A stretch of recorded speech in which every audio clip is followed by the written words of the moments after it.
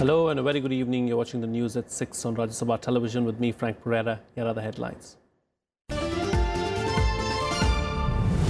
Defense Minister Nirmala Sitharaman meets US Defense Secretary James Mattis, rules out troop deployment in Afghanistan. US assures supply of cutting-edge defense technology and help in producing defense equipment.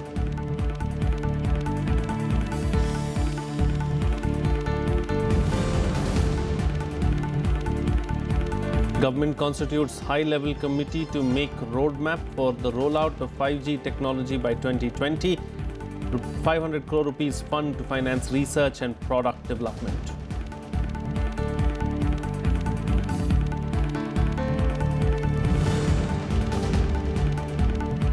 Uttar Pradesh government orders judicial inquiry into violence on Banaras Hindu University campus. Varanasi Commissioner blames university administration for failing to act in time to prevent the incident.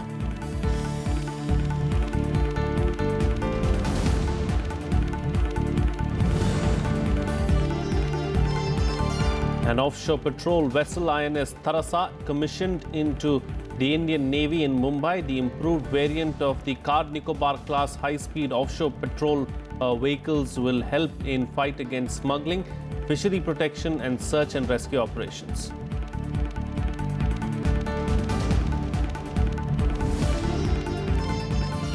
US Defense Secretary James Mattis held talks with Defense Minister Nirmala Sitharaman on Tuesday with the focus on deepening military ties. Both countries agreed there will be no tolerance for terror safe havens. India also ruled out deploying troops in Afghanistan but said it will expand its development activities to help the war-torn country. On his maiden visit to India, US Defense Secretary James Mattis held comprehensive talks with his Indian counterpart Nirmala Sitharaman on Tuesday. The talks covered the bilateral defense partnership between both the countries. Both leaders discussed the terror safe havens in Pakistan and agreed that such sanctuaries should not be tolerated. The situation in our neighborhood and the growing menace of cross-border terrorism were discussed in depth. There is growing convergence in the approaches of both our countries on this issue. We both recognize the importance of holding those who use terrorism as an instrument of state policy to account and to dismantle the infrastructure that support terrorism. There can be no tolerance of terrorist safe havens. As global leaders, India and the United States resolve to work together to eradicate this scourge. In broad-ranging initiatives, we value India's leadership across the Indo-Pacific and beyond. The Defence Minister also made India's stance on Afghanistan clear to Mattis. She said India will continue developmental assistance to Afghanistan but won't contribute troops to the war-ravaged country. India's contribution to Afghanistan has been for a very long time and has been consistently on developmental issues. We've built dams, we've built hospitals, we shall continue doing all of them. Medical assistance is also provided by India. So India's contribution has been on these grounds and we shall expand if necessary. However, of course, we've made it very clear that there shall not be boots from India on the ground.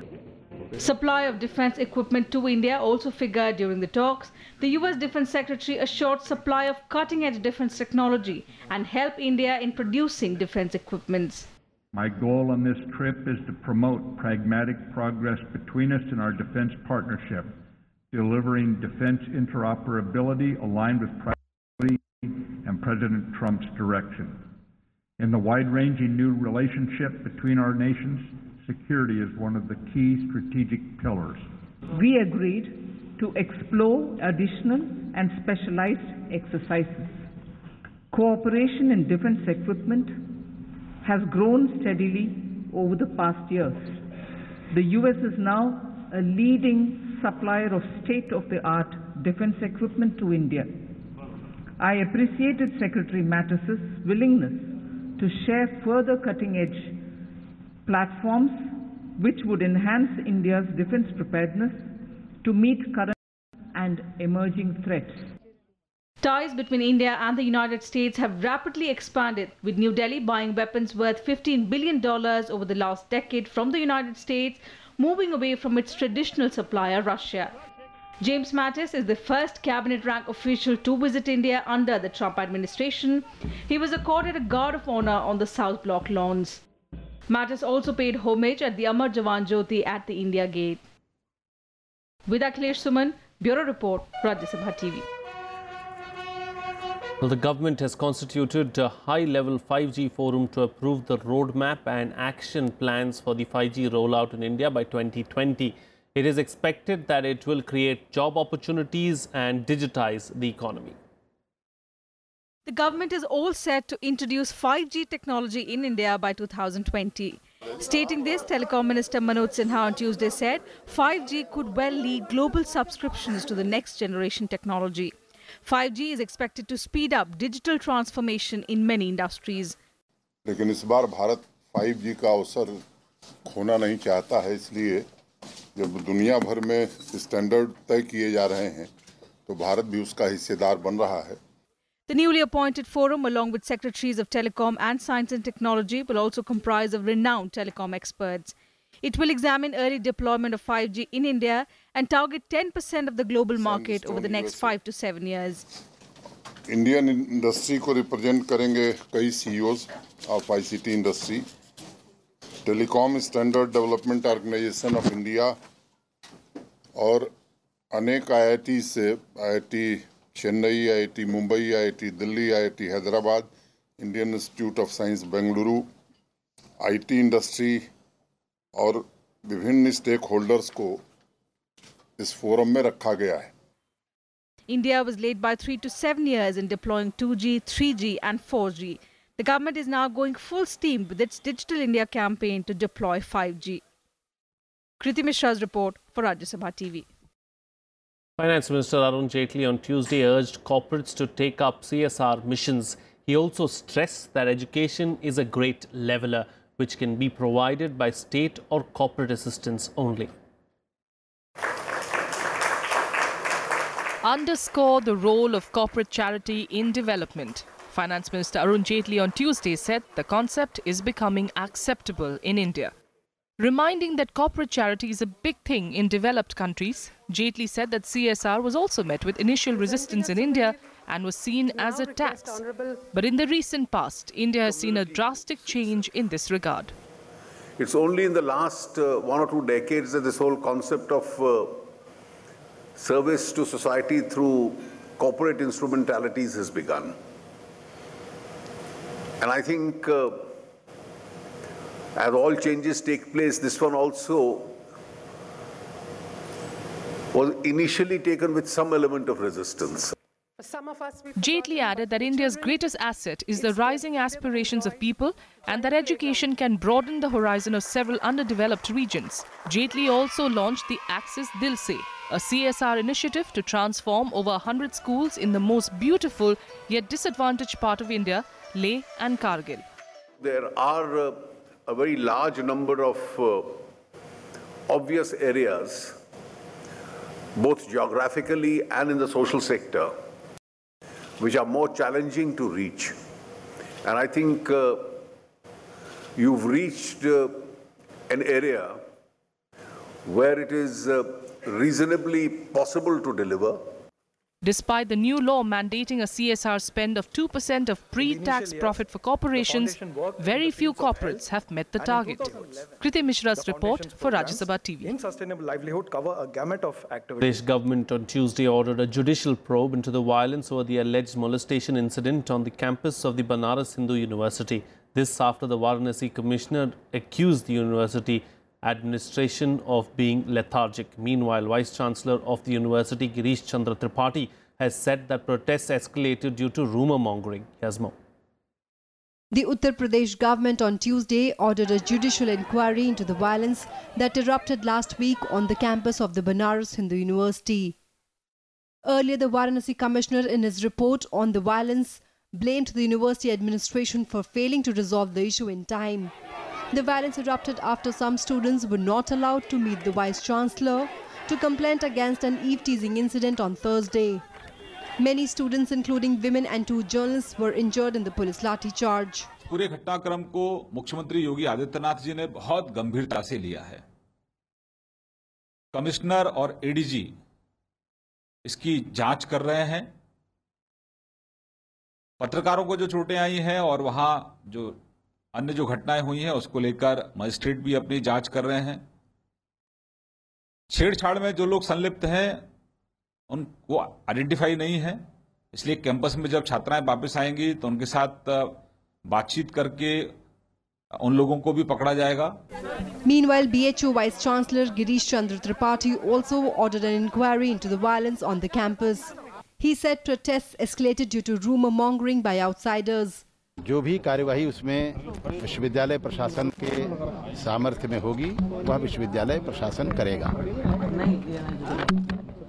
जहां तक इस पूरी घटना का संबंध है, इसमें विश्वविद्यालय ने इलाहाबाद उच्च न्यायालय के अवकाश प्राप्त न्यायाधीश के अध्यक्षता में एक इंक्वायरी कमेटी गठित की है और उस कमेटी की जो भी रिकमेंडेशंस होंगी उसके आधार पर विश्वविद्यालय कार्यवाही सुनिश्चित करेगा। On Monday, the state government removed 3 additional city magistrates and 2 policemen for the baton charge on the students. The police filed 1,000 FIRs against the students for disrupting government work and vandalism. Prime Minister Narendra Modi and BJP Chief Amit Shah have spoken to Chief Minister Adityanath against the police action. The opposition, however, targeted the centre and the state government for the incident. एक तरफ आप बेटियों को पढ़ाओ, बेटी बचाओ आंदोलन करते हो, दूसरे तरफ उन बेटियों पे आप लाठीचार्ज करते हो। अगर बेटी बची तो ही पढ़ना ना। Any remorse for the way the students have been attacked by police, and he doesn't feel sorry for the students. What sort of vice chancellor he is? That is why I think the continuance of Mr. Tripathi as vice chancellor will complicate the issues in BHU. Grievances of the students must be heard by the authorities.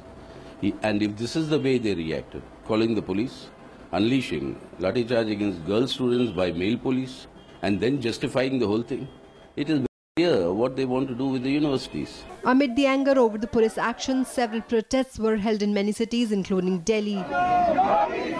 Bureau Report, Rajya Sabha Television. Another news now. In a bid to put a stop to child labour, the government today launched the Pencil portal. The web portal will connect all stakeholders working to check child labour. The government hopes the portal will help in effective implementation of the National Child Labour Project. Addressing the gathering, Home Minister Rajnath Singh said that more than 70,000 missing children have been rescued in different parts of the country under the Home Ministry's special initiative, and that the government is working towards eliminating child labour by 2022.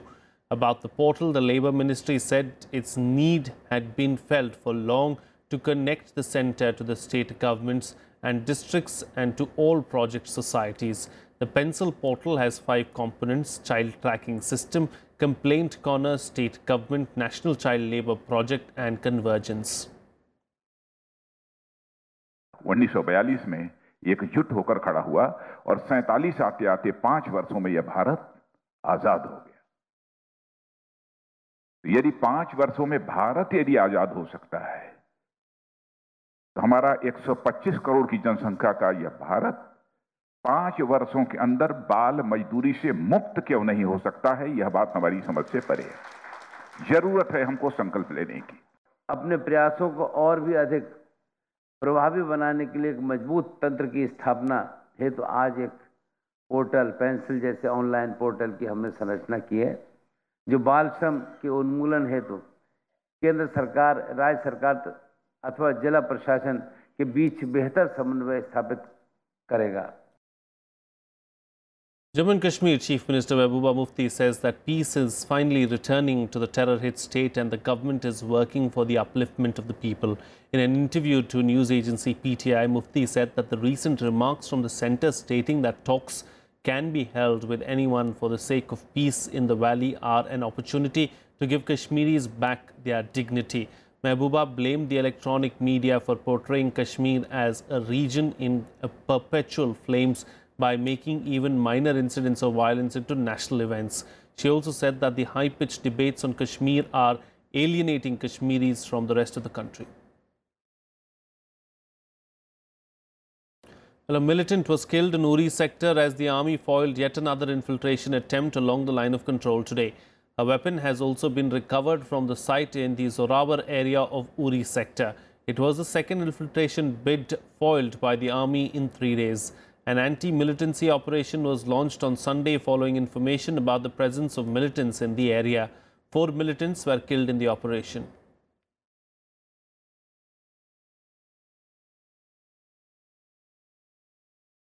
Well, another news now. On the second day of his Gujarat visit, Congress Vice President Rahul Gandhi arrived in the Patidar-dominated Jamnagar district today.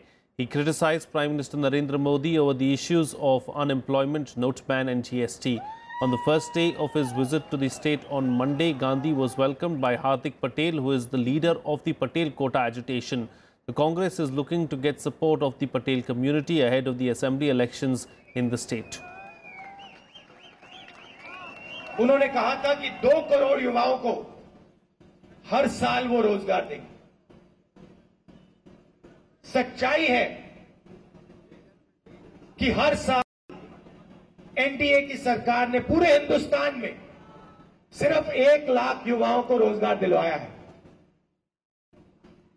मैंने आपसे कहा 30,000 नए युवा हर रोज आते हैं, रोजगार ढूंढते हैं और हिंदुस्तान की सरकार 30,000 में से सिर्फ 400 लोगों को रोजगार दे पाती है। The offshore patrol vessel INS Tarasa was commissioned into the Indian Navy at the Naval Dockyard in Mumbai on Tuesday by Commander-in-Chief of the Western Naval Command, Girish Luthra. INS Tarasa is an improved variant of the Card Nicobar class high-speed offshore patrol vehicles and the last in the series of the 4 waterjet fast attack ships. They are mostly used for anti-smuggling, fishery protection and search and rescue operations. INS Tarasa will help the Indian Navy to step up its efforts vis-a-vis maritime security, coastal security and surveillance. Admiral Girish Luthra said INS Tarasa was a much-needed addition in the Navy's fleet. He also informed that the first Scorpion-class submarine, Kalwari, is expected to be commissioned by November or December. With this ship joining, we will step up our efforts as far as maritime security, coastal security and keeping our areas under surveillance is concerned. Submarine ने Kalwari ने already करीब 110 दिन at sea कर दिए हैं. She has spent 110 days at sea already, doing various trials, weapon firings, acceptance trials. And now that the delivery has been done, we are preparing for our commissioning. There are few more trials that are going on. She is going to spend some more time at sea to carry out those trials. And then we are looking to have the commissioning November, December, somewhere in that time frame. Well, here's a roundup of some other news from across the country and nationwide. A Bengaluru teenager drowned at a pond in Karnataka's Ravagondlu Betta, around 40 kilometers from the state capital, while his friends were busy clicking selfies. The deceased has been identified as Vishwas G, a student of National College in Jayanagar. The parents are alleging that Vishwas died due to negligence of the college and the faculty in charge of the NCC unit, Professor Girish and Sharat.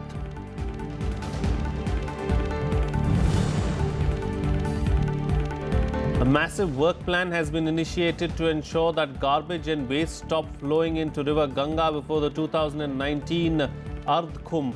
Chief Minister Yogi Adityanath today said that the practice of planting eucalyptus trees has been stopped and instead people are being encouraged to plant medicinal plants like mango and neem trees, which also have religious significance.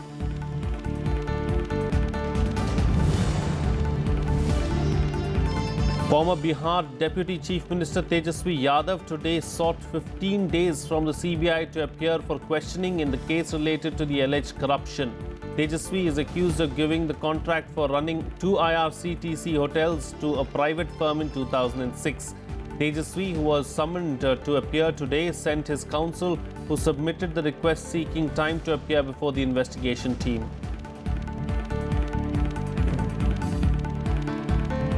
Moving on to some international news now. 3 Israelis were shot dead by a Palestinian at the entrance of a Jewish settlement in the occupied West Bank area. Israeli Prime Minister Benjamin Netanyahu called on Palestinian leader Mehbooba to condemn the fatal attack. He also said that the gunman's home would be demolished and any work permits issued to his relatives would be revoked. Here's a report. It had been just hours since work began around Haradar, an upscale settlement west of Jerusalem, when gunshots rang in the air, creating panic. Police cars, ambulances and media vehicles soon rushed to the spot where a gunman opened fire, killing 2 Israeli security guards and 1 border policeman and injuring 1.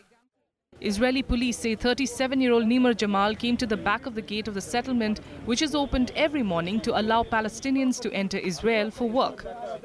Challenged to halt, he drew a pistol and fired at the security staff at close range. פותח באש מול הסובבים אותו, אלה שממש במגע איתו ובבדיקת תיעוד וחיפוש וכולי וכולי. התגובה המהירה של לוחמת ושל לוחם, אחד מאבטח מהג'יפ ואחד ליד הג'יפ, שפותחים עליו באש והורגים אותו, בעצם סוגרים את האירוע הזה, אחרת הוא יכול להיכנס לתוך היישוב ולהמשיך בדרכו או במה שהוא התכוון לעשות במשימתו הרצחנית. Police confirmed the gunman was a father of 4 from Beit Surik village and had an Israeli permit to work in Jewish settlements along the boundary of the West Bank. No group has claimed responsibility for the attack, although Gaza-based Palestinian militant organizations Hamas and Islamic Jihad welcomed it. حماس تبارك عملية القدس اليوم، تعتبرها رد طبيعي أولا على إجرام الاحتلال وعلى استمرار أيضا الاحتلال للأرض والمقدسات الفلسطينية. تؤكد أن القدس هي جوهر الصراع بيننا وبين الاحتلال، وأن شعبنا لا يمكن إلا أن يستمر في مقاومته حتى يحصل على حريته. The attack came as U.S. envoy Jason Greenblatt arrived in Jerusalem to try to revive Israel-Palestinian peace talks. About 36,000 Palestinians have permits to work in Jewish settlements where security is tight. The issue of settlements is one of the most contentious between Israel and Palestinians, who see them as an obstacle to peace. Tuesday's attack is the latest in a wave of stabbings, shootings and car rammings of Israelis, predominantly by Palestinians or Israeli Arabs, since late 2015. Bureau Report, Rajya Sabha TV.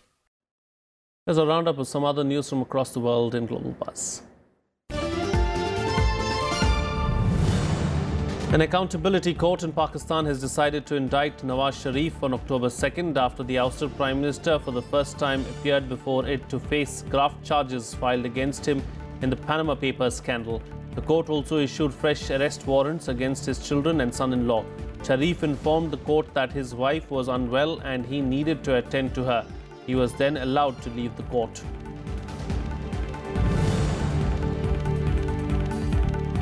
Myanmar's ambassador to the United Nations rejected the use of atrocities, ethnic cleansing and genocide to characterize the situation in Rakhine State. The UN has described a sweeping military response to those attacks as ethnic cleansing aimed at driving the Rohingyas out of Buddhist majority Myanmar. Myanmar rejected it, saying that its forces are fighting terrorists.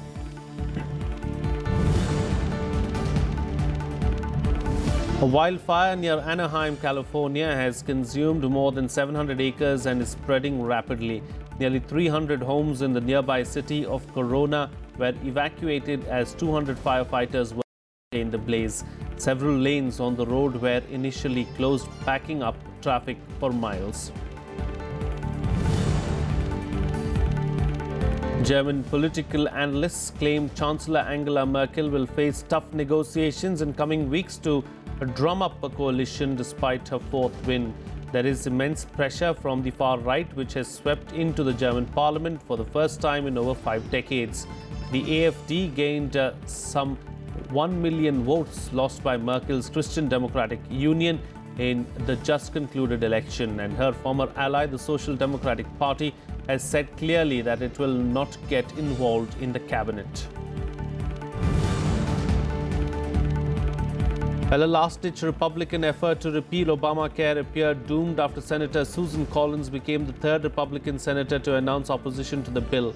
Collins said that sweeping cuts in the Medicaid program was the main reason for opposing the bill to end Obamacare, a top priority for President Donald Trump. Senator John Cornyn also said no decision had been made on whether to have a vote on the healthcare bill.